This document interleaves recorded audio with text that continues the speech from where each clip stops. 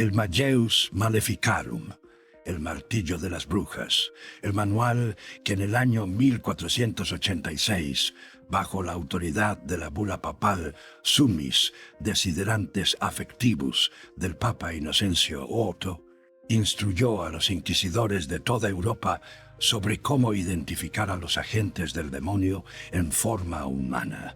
Ese manual, en su segunda parte, cuestión quinta, tiene una sección que ningún seminario enseña. Una descripción de 4 observaciones específicas que el inquisidor debía hacer sobre el acusado. Observar si su reflejo en agua bendita aparecía distorsionado de manera diferente al de los testigos presentes. Verificar si vacilaba, desviaba la mirada o abandonaba el espacio cuando se le pedía que pronunciara el nombre de Dios 3 veces consecutivas en voz audible. Ofrecer sal durante cualquier comida o ritual del proceso y observar su reacción. Notar si su sombra, a plena luz de mediodía, carecía de bordes definidos en comparación con las sombras de quienes lo rodeaban. 4 observaciones concretas. 4 criterios de detección de presencia demoníaca en forma humana. Escritas en latín en 1486, para uso exclusivo del inquisidor. Y aquí está lo que ningún catequista latinoamericano les va a decir jamás. Exactamente esas mismas 4 observaciones habían sido penalizadas con 10 días de ayuno a pan y agua desde el año 1008 de nuestra era. Burchard de Worms, obispo de Worms, en su manual penitencial llamado Corrector Sive Medicus, había condenado a quien usara un espejo o superficie de agua para determinar si quien llamaba a su puerta era hombre o espíritu. 478 años antes del Malleus, el mismo método, un veredicto para el laico que lo aplicaba sin sotana. Un veredicto completamente distinto para el inquisidor que lo aplicaba con autoridad pontificia. Esta noche quiero contarles de dónde viene ese sistema. No de ningún grimorio oscuro de magia negra, de un texto del Talmud, del hombre más sabio que jamás existió sobre la tierra, y de 40 días que el rey Salomón pasó vagando como mendigo por las calles de Jerusalén, mientras un demonio gobernaba su reino desde su propio trono. Soy Aurelio, 58 años. 4 años en el Seminario Arquidiocesano de Morelia, Teología Comparada en la UNAM. 8 años investigando en el Archivo General de Indias en Sevilla, en la Biblioteca Vaticana y en archivos en Etiopía. Lo que voy a decirles esta noche lo encontré primero en una biblioteca parroquial de Monterrey, en Nuevo León, en el año 1996. Pero eso lo cuento cuando llegue el momento. Primero necesitan entender la historia que Salomón no tuvo que imaginar porque la vivió.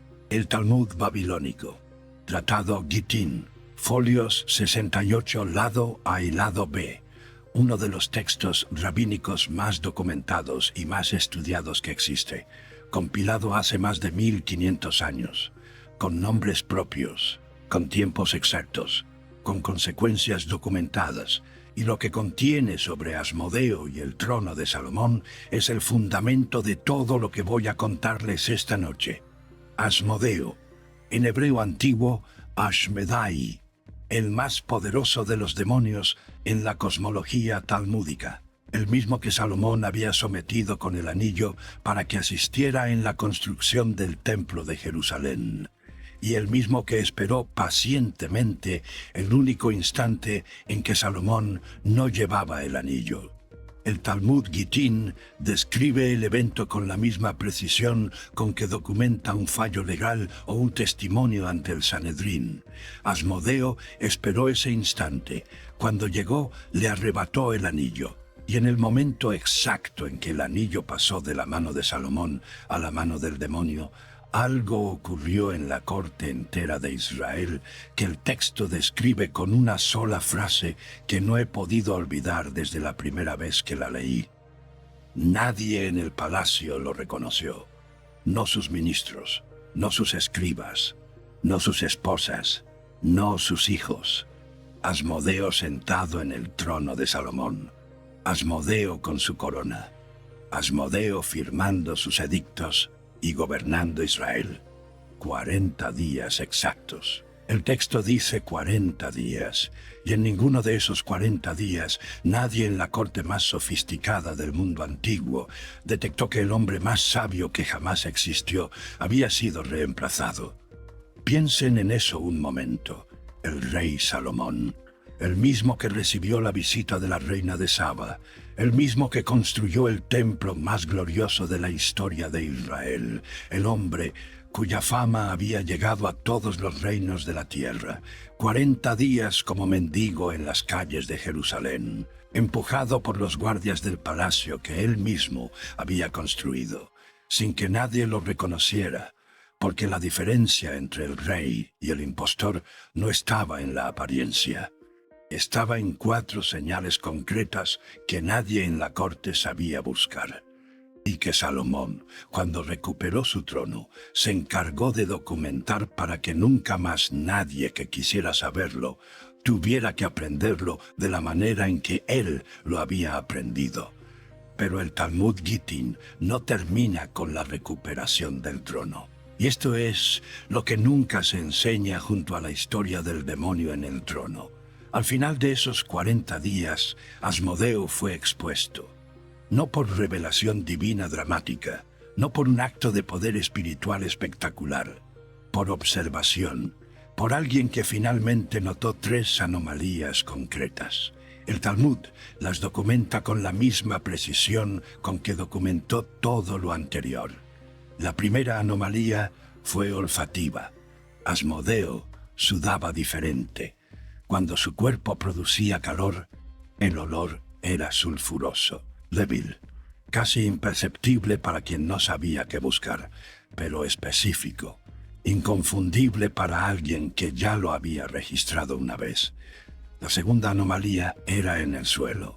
Al caminar sobre superficies de tierra blanda, las huellas de sus pasos tenían una temperatura diferente, como si el suelo guardara un residuo calorífico donde no debería haberlo. Los textos rabínicos medievales que comentan este pasaje hablan de huellas de fuego, no llamaradas visibles. Un rastro que el suelo absorbía de manera diferente que las pisadas de un hombre. La tercera anomalía fue el reflejo. El Talmud Gittin es específico.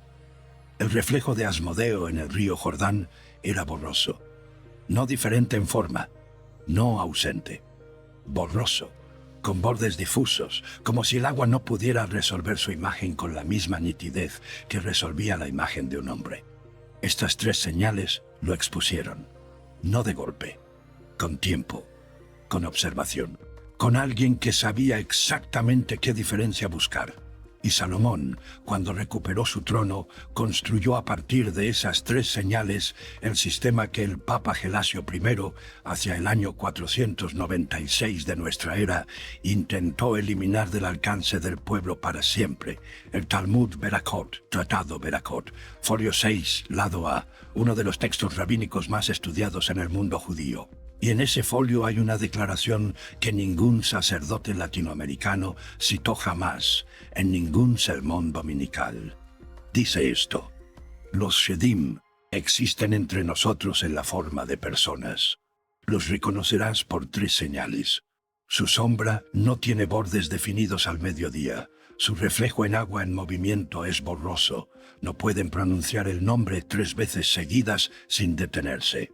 Texto talmúdico, no censurado, accesible hoy en cualquier edición académica del Talmud babilónico, y sin embargo omitido con tal consistencia de cualquier enseñanza catequética en América Latina que el 99% de las personas que escuchan estas palabras las oyen por primera vez en su vida. No porque el texto no exista, porque hay un interés muy concreto, documentado con fechas y con firmas, en que no llegue el Testamento de Salomón, un texto del 1 al 3 siglo de nuestra era, escrito en griego koiné, el mismo texto que el Papa Gelasio I clasificó por nombre, específicamente por nombre, como prohibido y peligroso en el año 496 de nuestra era. No junto con otros textos apócrifos como categoría. Específicamente este, por su nombre. El texto tiene 22 capítulos. Los capítulos 2 al 4 y los capítulos 18 al 21 contienen algo que no existe en ningún libro bíblico canónico. Un catálogo de lo que el texto llama la forma de aposento humana de cada entidad demoníaca, la apariencia que cada demonio adopta cuando quiere infiltrarse en la vida cotidiana de una persona sin ser detectado. No para el ataque frontal que cualquiera reconocería, para la infiltración prolongada, para entrar en la casa, para sentarse a la mesa, para estar presente en la vida ordinaria de una familia sin que nadie en esa familia lo sepa.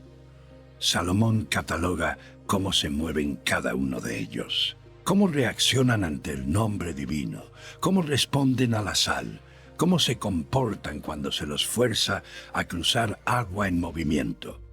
El capítulo 15 es donde el sistema se hace explícito como método de detección universal, no para exorcistas ordenados, para cualquier persona, sin intermediario, sin sacerdote que valide el procedimiento, sin institución que deba aprobar su uso. Eso era exactamente lo que la Iglesia no podía permitir que circulara, porque un pueblo que sabe detectar no necesita al inquisidor para diagnosticar, y un inquisidor sin el monopolio del diagnóstico no tiene poder sobre nadie. Antes de contarles lo que encontré en Monterrey en el año 1996, necesitan entender la paradoja completa, porque la paradoja es la prueba más clara de que lo que ocurrió no fue supresión teológica, fue monopolio estratégico. Burchard de Worms, obispo de Worms, autor del corrector Civ Medicus, un manual penitencial de uso pastoral, escrito entre el año 1008 y el 1012. Una de las fuentes más importantes que existen sobre prácticas espirituales populares en la Europa medieval temprana. El capítulo que más me interesa de ese texto dice esto: si alguien usara un espejo o superficie de agua para determinar si quien llama a su puerta es hombre o espíritu, hará penitencia de 10 días a pan y agua. 10 días de ayuno. Para quien usara agua o espejo como herramienta de discernimiento espiritual. El año 1008. Y aquí está lo que nunca se enseña junto a ese decreto de Burchard. El hecho de que esa pena específica existiera prueba algo que los historiadores de la religión popular medieval reconocen sin debate. La práctica era masiva, no era rareza esotérica de magos medievales aislados. Era conocimiento popular tan extendido que el obispo de Worms necesitó incluirlo en un manual de penitencias pastorales de uso ordinario. El pueblo común europeo del siglo XI aplicaba el sistema de detección de Salomón, sin saber que era de Salomón, sin el testamento de Salomón que Gelasio había prohibido 5 siglos antes.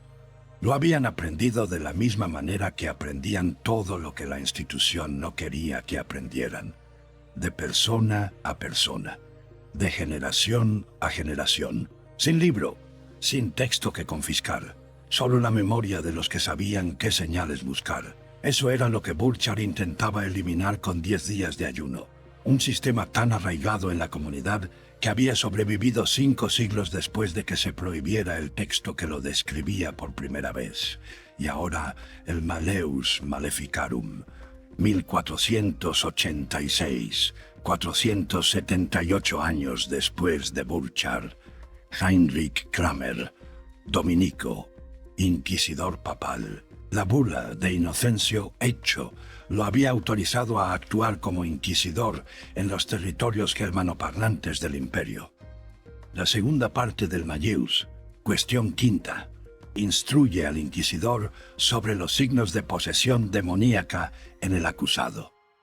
El inquisidor Debía verificar si el reflejo del acusado en agua bendita aparecía borroso o distorsionado de manera diferente al reflejo de los testigos presentes. Debía observar si el acusado vacilaba, desviaba la mirada o buscaba abandonar el espacio cuando se le pedía que pronunciara el nombre de Dios 3 veces consecutivas en voz audible.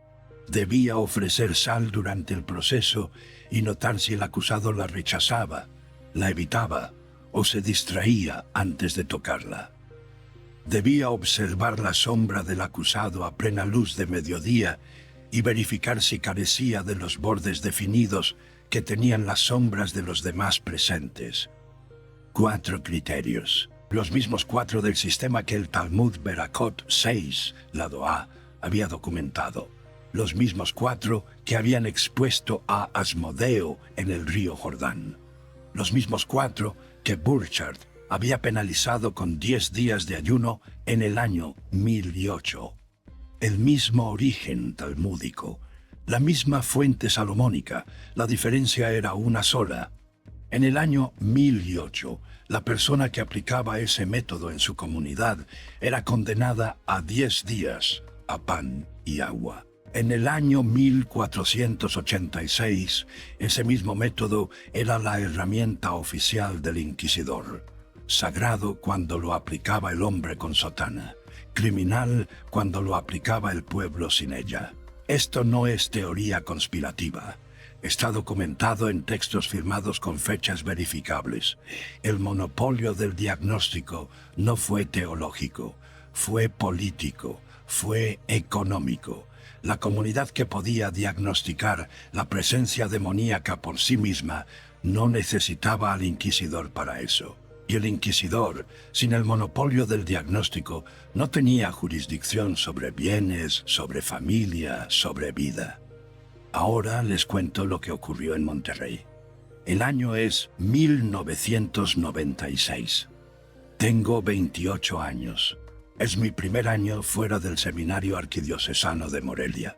Trabajo como asistente en una parroquia del centro de Monterrey, en Nuevo León. Una ciudad muy diferente a Guanajuato, donde crecí. Más industrial, más pragmática. Una mañana de entresemana, sin cita previa, llega a la parroquia una familia. Son 4 personas. Una mujer de unos 50 años, 2 hijos adultos y una nuera. Traen con ellos a un varón de 40 y tantos años, esposo de la mujer mayor. El hombre se sienta en la silla con esa quietud específica de quien ya dejó de protestar. La familia habla. Dice que el hombre cambió de un mes para otro. No fue gradual, fue un cambio con una fecha. Habla diferente desde entonces. Usa palabras que nadie en la familia reconoce de antes. Conoce detalles de eventos que no presenció, fechas que nadie le dijo. Pero hay algo que la nuera menciona y que hace que yo preste atención de una manera diferente. Dice que desde que cambió, el hombre no puede nombrar ciertos santos sin detenerse, que en la misa del domingo, cuando el sacerdote menciona algunos nombres específicos, el hombre se distrae abruptamente. Dice que rechaza la sal en la mesa, no que no le gusta. La aleja del plato, inventa razones y dice que lleva semanas sin mirar a nadie a los ojos durante más de 2 o 3 segundos. Yo tengo 28 años, 4 años de seminario y unos meses de trabajo pastoral real. No tengo ninguna herramienta para lo que esa familia está describiendo. El seminario de Morelia me enseñó a administrar sacramentos. Me enseñó liturgia y apologética. Me enseñó historia de la Iglesia en América. No me enseñó qué decirle a una familia cuyo padre rechaza la sal en la mesa y no puede pronunciar el nombre de un santo sin detenerse. Le digo lo que el seminario me enseñó a decir en esos casos. Que oren, que vengan a misa, que hablen con el párroco titular cuando regrese. La familia se va. El hombre sale sin haber dicho una sola palabra durante toda la conversación. Y yo me quedo con la incomodidad específica de quien sabe que no ayudó, pero no tiene ningún instrumento diferente al que acaba de usar. Esa misma semana, buscando un dato de historia eclesiástica para otra cosa, reviso la biblioteca parroquial. Una biblioteca pequeña, sin mayor organización. Volúmenes de catecismo, de liturgia, de historia de la evangelización en México, y en un anaquel del fondo, varios tomos encuadernados en tela verde oscura. Volúmenes de la Patrología Latina de Migne. La Patrología Latina es la colección de textos de los padres de la Iglesia en su versión latina original. No es lectura habitual de un asistente parroquial de 28 años, pero abro uno de los tomos. Y en los primeros folios que leo encuentro algo que no estaba buscando. Extractos del corrector Saev Medicus de Burchardo de Worms, el texto penitencial del obispo de Worms del siglo XI. Comienzo a leer sin ninguna expectativa particular y encuentro la entrada que Burchard dedica a lo que él llama el discernimiento del visitante, las señales que el texto describe, la reacción ante la sal, el comportamiento frente al nombre divino pronunciado 3 veces, el reflejo en agua corriente, la sombra al mediodía, las 4 señales documentadas para prohibirlas, para poder penalizarlas con exactitud. Anoto la página en mi cuaderno de piel gastado y me quedo con la inquietud de alguien que acaba de leer la descripción precisa de un método, sin entender todavía de dónde viene ese método, ni por qué Burchardo de Worms conocía sus detalles con esa exactitud. La respuesta llegó años después. En una biblioteca de la Ciudad de México encuentro una edición académica bilingüe del Sefer Hasidim, el libro de los piadosos, escrito por el rabino Judá el Piadoso, aproximadamente entre el año 1150 y el 1217. No un texto esotérico ni secreto, un texto de ética y espiritualidad rabínica medieval, accesible en cualquier biblioteca universitaria. Hay un capítulo sobre los que toman forma humana, instrucciones para detectar shedim disfrazados en la vida cotidiana, ofrecer sal durante la comida, pedir al sospechoso que cruce agua corriente, observar si su sombra cambia de bordes en ángulos distintos de luz. El mismo sistema, el mismo origen talmúdico, descrito 4 siglos después de Burchard, desde la tradición que Burchard había intentado suprimir. Y entonces entendí la entrada de la Biblioteca Parroquial de Monterrey de una manera que no había podido entender a los 28 años. Burchard de Worms no estaba suprimiendo superstición popular, estaba suprimiendo el sistema de detección de Salomón, y lo describía con tanta precisión, para poder penalizarlo con exactitud, que convirtió el documento de la prohibición en el mejor registro de preservación que ese sistema pudo haber tenido.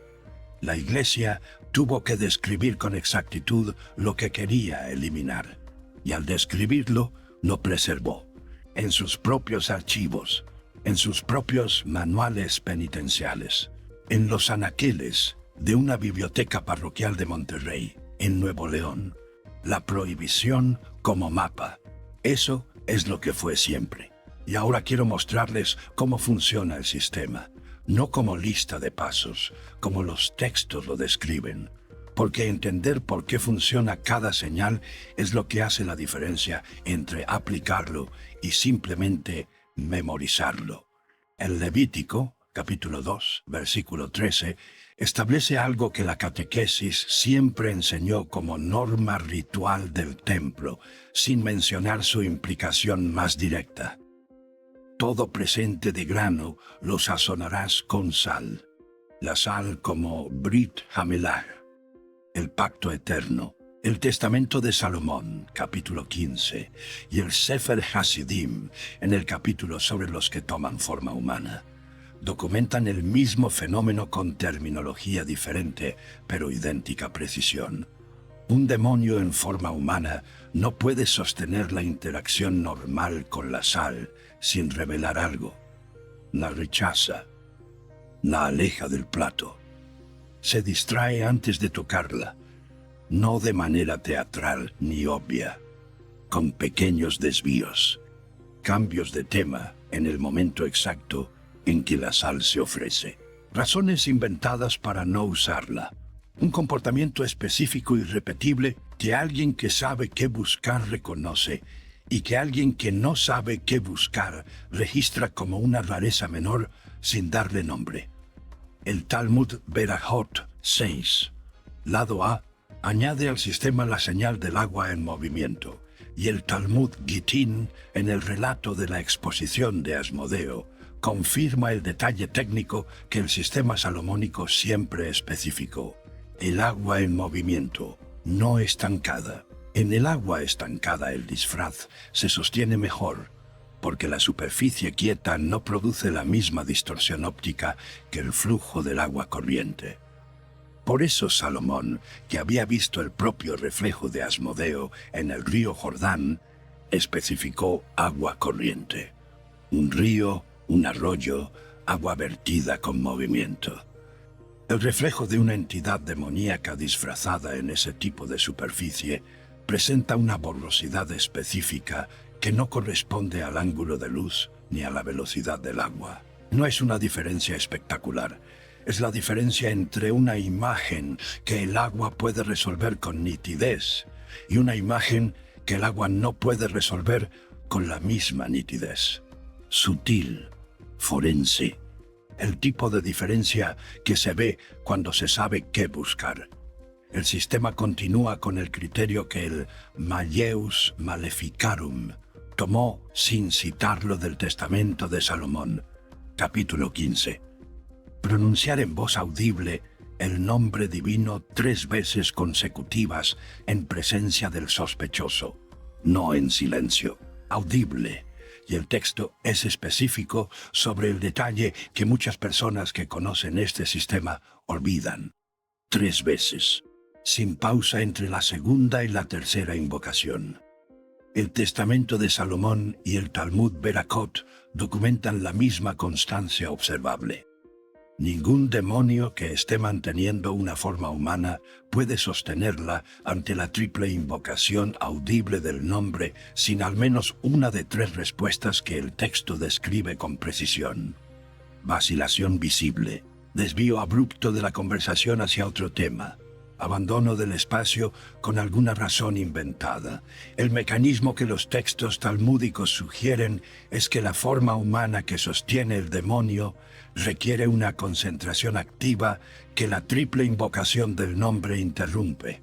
El texto no lo explica en términos que cualquier época podría verificar científicamente, solo documenta la constancia del efecto.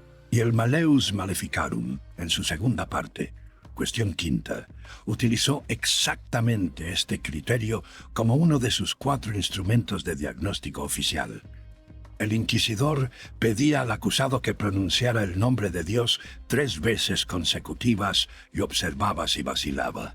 El mismo método salomónico, usado para condenar al laico que lo aplicaba fuera del proceso inquisitorial, usado para condenar al acusado que no podía cumplirlo. La cuarta señal del sistema de Salomón es la que requiere más contexto para entender su lógica. El Talmud Berajot 6, lado A, dice que la sombra de un shedim disfrazado no tiene bordes definidos al mediodía. No desaparece, no es invisible. Está ahí, pero sus bordes son borrosos. Sin la nitidez que tienen, a plena luz de mediodía, las sombras de todas las demás personas presentes. A mediodía, el sol está en su punto más alto y las sombras son cortas y definidas. Es el momento del día en que la diferencia entre una sombra con bordes limpios y una sombra con bordes difusos es más visible. No para quien no sabe qué buscar, para quien sabe exactamente qué diferencia comparar. Esta es la señal más sutil del sistema. Y es también la señal que demuestra que el sistema de Salomón no fue diseñado para confirmación espectacular, fue diseñado para observación forense, para quien ya sospecha y necesita confirmar, para quien sabe qué señales buscar porque alguien se las enseñó, Y ese es exactamente el problema que la Iglesia resolvió prohibiendo el sistema. Si nadie enseña las señales, nadie sabe qué buscar. Si nadie sabe qué buscar, nadie puede diagnosticar sin el inquisidor. Si nadie puede diagnosticar sin el inquisidor es indispensable. La tradición islámica no tuvo su decreto gelasiano. Nadie prohibió en el mundo islámico el conocimiento equivalente al sistema de detección salomónica. El Hadiz de Al-Bukhari, números 3, 1281 y 3284. Kitab al-Jinn, el libro de los Jinn. El profeta Muhammad enseñó que los Jinn pueden aparecer con la forma de hombres hermosos y documentó señales de reconocimiento que ningún concilio islámico prohibió. Los Jinn en forma humana no comen de modo natural. Sus ojos no reflejan la luz del fuego con la misma intensidad que los ojos humanos. Y desaparecen, con alguna razón inventada, si se les pide que esperen hasta el amanecer. 3 de los 4 criterios del sistema de Salomón, preservados en el hadiz más respetado del Islam, enseñados en las mezquitas de Bagdad y de El Cairo, siglos después de que el decreto gelasiano y el corrector de Burchard los eliminaran del acceso popular cristiano. El Islam preservó lo que la Inquisición destruyó, no porque el mundo islámico fuera más sabio en abstracto, sino porque cuando los obispos romanos del siglo V y del siglo XI decidían qué podía saber el pueblo y qué no, el mundo árabe no estaba en la sala, y la tradición de Sulaimán siguió transmitiéndose sin los 10 días de ayuno de Burchard, sin el cargo de hechicería judaizante, sin el concilio de Trento, como lo que siempre había sido. Un sistema de discernimiento accesible a cualquier creyente sin intermediario. Quiero que entiendan exactamente por qué ese sistema fue suprimido. No porque fuera falso, no porque fuera demoníaco en su origen, sino porque era autónomo. El Concilio de Trento, años 1545 al 1563. Ese concilio concentró la facultad del exorcismo exclusivamente en sacerdotes ordenados, no como novedad doctrinal sin precedente, como codificación definitiva de algo que había venido construyéndose durante siglos. Antes de Trento, el panorama era diferente. Había comunidades enteras, particularmente en zonas rurales de la Europa medieval y en las comunidades moriscas y conversas de la Nueva España colonial, que aplicaban sistemas propios de detección y discernimiento espiritual sin intermediario clerical. Muchos de esos sistemas, como el que la Inquisición novohispana persiguió como hechicería judaizante en los expedientes del Archivo General de la Nación de México del siglo XVII, tenían origen salomónico documentado. El diagnóstico de posesión no era solo teología, era poder sobre la vida de una persona, sobre sus bienes, sobre su familia. El inquisidor que declaraba a alguien poseído tenía jurisdicción sobre todo lo que esa persona poseía. La comunidad que podía diagnosticar por sí misma cortaba ese circuito, hacía al inquisidor prescindible, y la Iglesia nunca, en 16 siglos de historia, permitió voluntariamente que la hicieran prescindible. Quiero decirles ahora lo que el espejo de Salomón es realmente. El Zohar, la obra fundamental de la mística judía medieval, compilada en el siglo XIII, tiene un concepto que aparece en la Parashat Vayikra y que el Talmud Yevamot 49, lado B, también menciona. La aspaclaría Jameira, el espejo luminoso. El texto explica que todos los profetas de Israel vieron la realidad espiritual a través de un espejo opaco, una percepción velada, difuminada, parcial. Solo Moisés y Salomón tuvieron la aspaclaria Jameira, el espejo limpio, la percepción directa sin el filtro que oscurece la realidad espiritual de los demás. Y el Zohar explica algo que la Iglesia tradujo como magia para poder desactivarlo. Dice que cualquier persona que practique los métodos de Salomón activa una capacidad perceptiva que el texto llama ver a través del espejo limpio. No hay ningún objeto físico, no hay ningún espejo que comprar, ni consagrar, ni llevar a ningún rito. Es un estado de percepción. El resultado de aplicar consistentemente el sistema de observación que Salomón desarrolló a partir de una experiencia que ningún texto teológico podría haberle dado. 40 días como mendigo. 40 días en que el hombre más sabio del mundo aprendió algo que ninguna biblioteca del mundo antiguo podía enseñarle: que los demonios dejan señales, que las señales son detectables, que cualquier persona entrenada en qué buscar puede ver lo que el espejo limpio muestra. El espejo de Salomón no es magia, es sistema. Es el resultado de 40 días de humillación convertidos en método. Y ese método fue el primero que la Iglesia suprimió porque daba a cualquier comunidad la capacidad de diagnosticar sin el sacerdote ordenado. Voy a decirles ahora lo que pienso de todo esto, no como conclusión académica, sino como lo que piensa alguien que en 1996 le dijo a una familia en Monterrey que orara y fuera a misa, y que años después, leyendo el Sefer Hasidim en una biblioteca de Ciudad de México, reconoció en el capítulo sobre los que toman forma humana las mismas señales que la nuera de esa familia había descrito, sin saber que estaba describiendo criterios talmúdicos de detección. La sal rechazada, el contacto visual evitado, la dificultad para pronunciar ciertos nombres. Yo no le di a esa familia ninguna herramienta ese día, no porque no quisiera, porque el seminario de Morelia no me dio ninguna herramienta para eso, porque Burchard de Worms, en el año 1008, se aseguró de que las personas sin sotana no usaran las herramientas, porque Heinrich Kramer, en el año 1486, se aseguró de que las personas con sotana sí las usaran. El monopolio del diagnóstico no fue teológico, fue estructural. La diferencia entre el inquisidor y el laico de esa parroquia de Monterrey no fue la verdad del método, fue quien tenía permiso de aplicarlo. Y lo más sardónico de toda esta historia es esto: el mejor registro del sistema que la Iglesia quería eliminar lo redactó la propia Iglesia. Burchard de Worms describió con exactitud las 4 señales para poder penalizarlas con exactitud. Heinrich Kramer las documentó con precisión para poder instruir a sus inquisidores en su uso. Los expedientes del Archivo General de la Nación de México registraron con detalle las prácticas de las comunidades que la Inquisición novohispana perseguía. Para destruir el sistema, la Iglesia tuvo que describirlo, y al describirlo, lo preservó.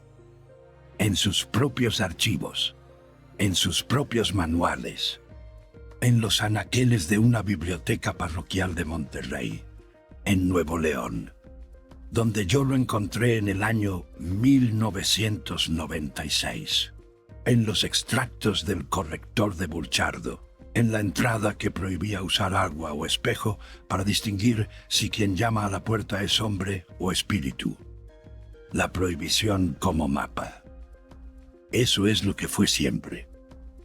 El sistema de detección de Salomón está documentado en los textos que intentaron suprimirlo. Y esta noche, en esta habitación, llegó hasta aquí, sin permiso de ningún decreto gelasiano, sin los 10 días de ayuno de Burchard, sin la jurisdicción de ningún inquisidor que decida quién puede saber esto y quién no. Hagan con esto lo que quieran, soy Aurelio. La verdad no necesita permiso. Cuídense esta noche.